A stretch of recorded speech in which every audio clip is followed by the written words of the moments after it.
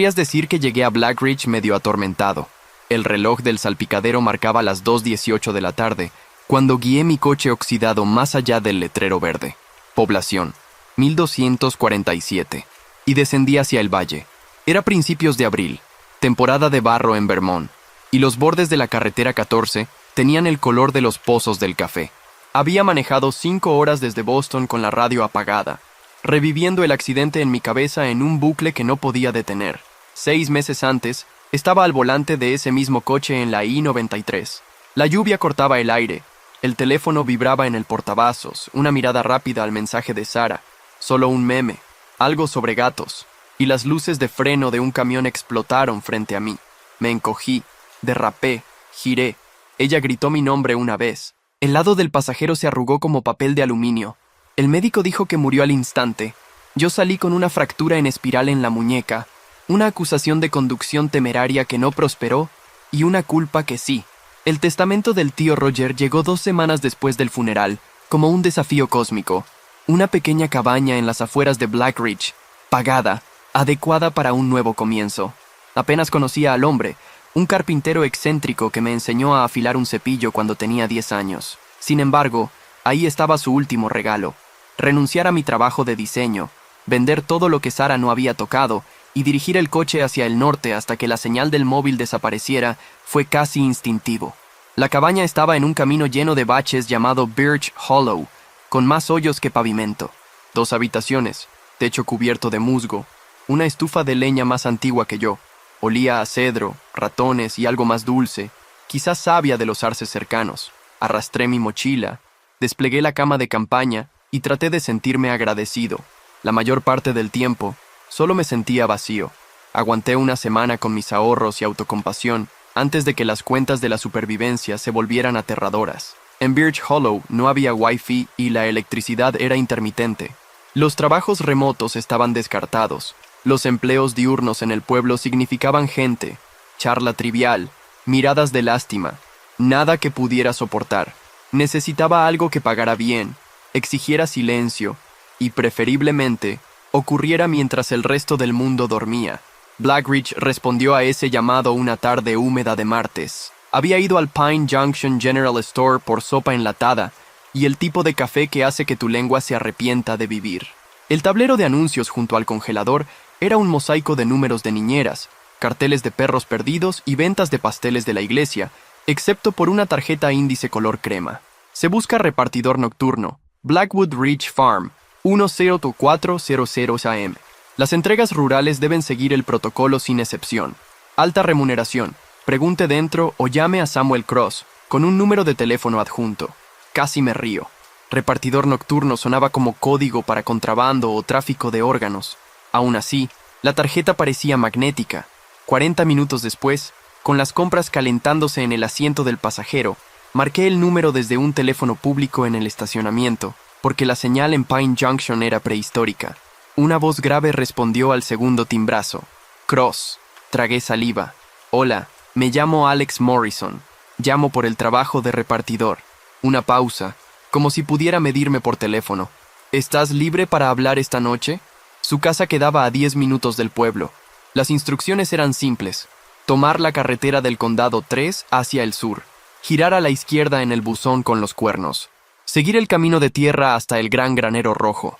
El crepúsculo teñía las colinas de púrpura cuando llegué. Las luces de la casa de la granja brillaban en un amarillo mantecoso. Un perro que nunca vi ladró 2 veces y luego se quedó en silencio. Samuel Cross me recibió en la puerta. 40 y tantos años, construido como si hubiera brotado del granito. Líneas de sonrisa que no se usaban desde hacía mucho tiempo. Me estrechó la mano, sus callos raspando los míos, y me llevó a una cocina que olía a heno y café negro. Nos sentamos en una mesa de roble marcada, sin charla trivial, solo negocios. Deslizó una hoja de papel doblada como si fuera un contrato de asesino. Léelo en voz alta. La página estaba quebradiza, los bordes chamuscados, como si hubiera sobrevivido a un incendio. Protocolo de la ruta Blackwood Ridge. 1. Inicia la ruta exactamente a la 10 AM. Termina antes de las 4:00 AM. 2. Sigue la ruta marcada, sin desvíos. 3. No recojas autoestopistas, no los mires. 4. Al llegar, haz parar los faros 3 veces. Espera 2 destellos de la luz del porche. 5. Deja el paquete en el punto de entrega. No entregues artículos directamente al destinatario. 6. Si alguien se acerca al vehículo durante la entrega, cierra las puertas con llave y aléjate. 7. Ignora cualquier voz que llame tu nombre desde el bosque o la carretera. 8. Si la radio se enciende sola, apágala. Si ocurre una tercera vez, abandona la ruta. 9. Sal del vehículo solo en los lugares de entrega. Leí cada regla, escuchando mi propia voz volverse más delgada. Cross me observaba sin parpadear, como si las sílabas en sí importaran. Cuando terminé, dijo en voz baja, sin negociación, sigue cada línea, regresas entero, rompes las reglas. Solo negó con la cabeza. Intenté hacer un chiste. Preocupado por osos con robo de identidad, ninguna sonrisa. Los osos son predecibles. El pago, sin embargo, era excelente. $600 en efectivo por entrega completada, 3 noches a la semana, suficiente para mantenerme a flote. Firmé en el acto. Caminamos por la propiedad.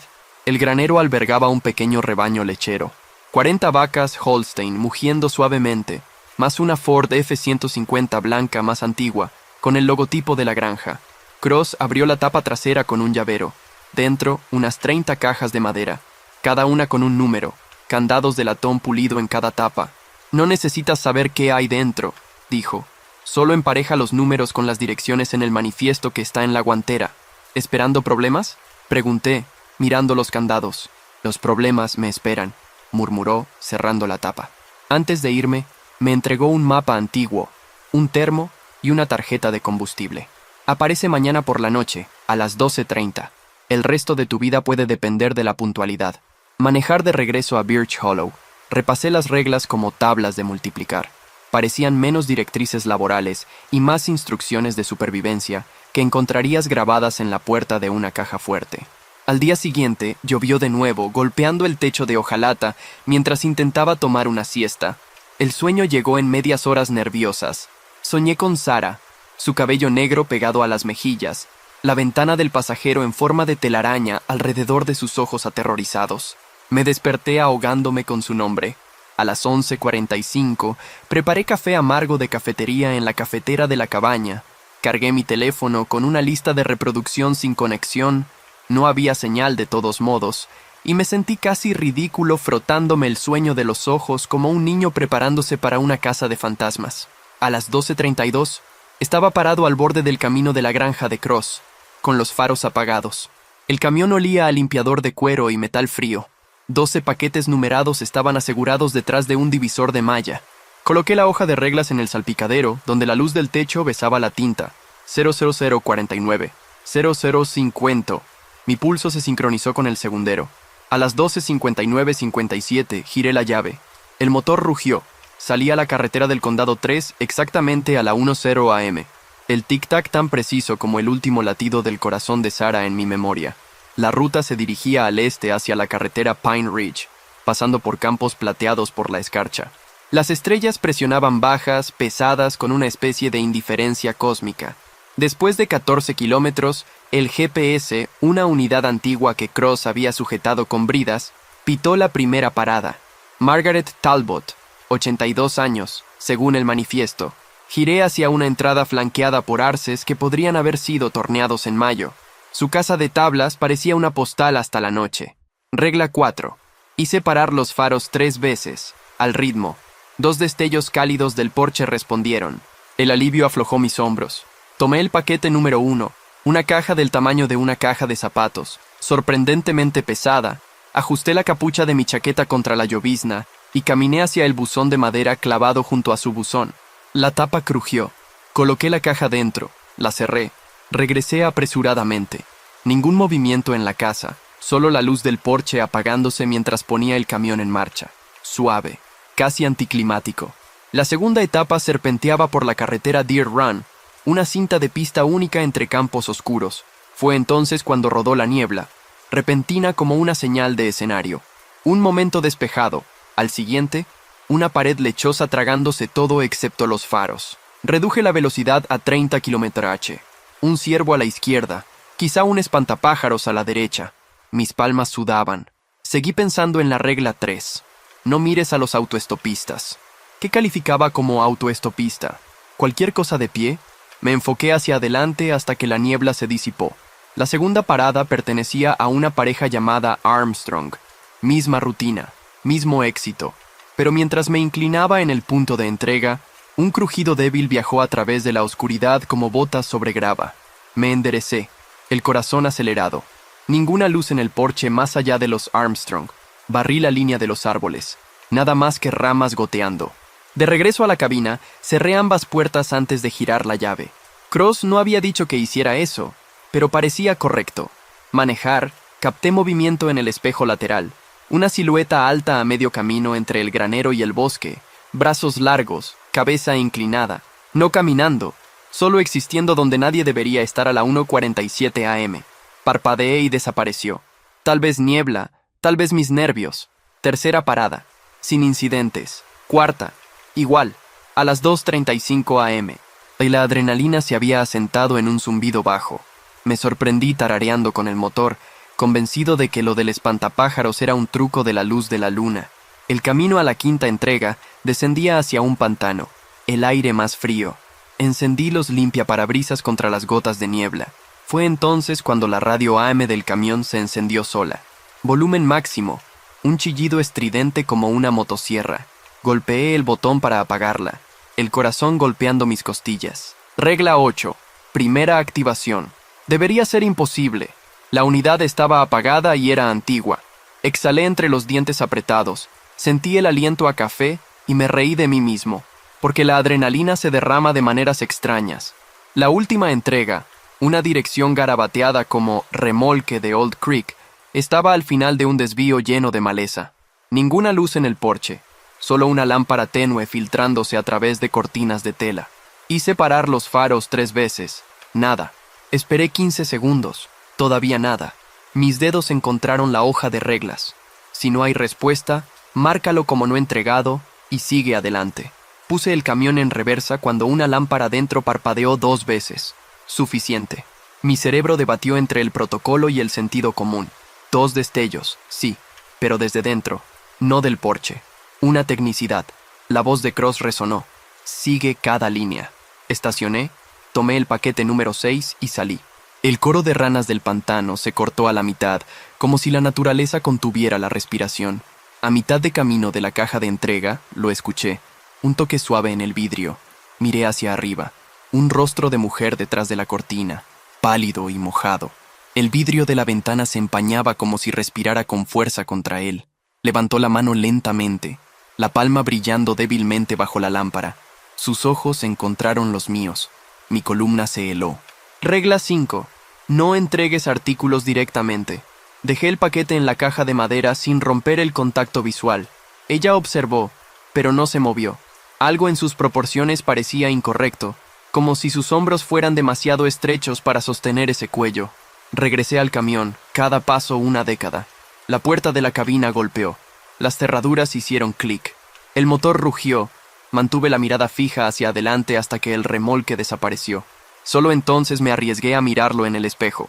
Cortinas lisas, luz apagada, desaparecida. El reloj marcaba las 3:41 am cuando los cuernos de venado del buzón de Cross aparecieron. El amanecer teñía el horizonte este de violeta. Cross, silueteado a la luz del granero, esperaba. Apagué el motor. Me deslicé, las piernas temblorosas. Me miró. Luego, el manifiesto que le entregué. ¿Algún problema? Mi boca se movió, pero no salió nada. ¿Qué debía decir? ¿Que la niebla tenía piernas? ¿Que las radios resucitaban solas? ¿Que una mujer me observaba con la inmovilidad de un maniquí? No, mentí. Todo tranquilo. Me estudió el rostro, expresión ilegible. Luego asintió una vez. Bien. Reposta. Mismo horario mañana. Manejar de regreso a Birch Hollow fue en piloto automático. En algún lugar más allá de los límites del pueblo, me di cuenta de que la hoja de reglas aún estaba en el salpicadero, los bordes temblando en la brisa del desempañador como si respirara. La dejé allí, con miedo de arrugarla y romper cualquier suerte frágil que me hubiera llevado a través de la noche. Dentro de la cabaña, me derrumbé en la cama de campaña, completamente vestido. La lluvia golpeaba el techo. En ese gris presueño, recordé a Sara, cómo solía trazar formas en mi brazo cuando no podía dormir. Sus dedos estaban calientes, vivos. El recuerdo debería doler como siempre dolía, pero un nuevo sentimiento se deslizó por debajo, sospecha, porque el rostro en la ventana del remolque, aquel cuya silueta no coincidía con sus huesos, tenía los ojos marrones de Sara, grandes y brillantes, suplicando por algo. La pregunta de Cross resonó. ¿Algún problema? No, Samuel, ninguno. A menos que cuentes la posibilidad de que acabo de ver a mi novia muerta mirándome a través de la ventana de un extraño. Me dormí preguntándome qué regla cubría ese escenario y si, la noche siguiente, las reglas aún serían suficientes. ¿Te gustaría que continúe traduciendo el resto de la historia o prefieres que me centre en refinar alguna sección en particular?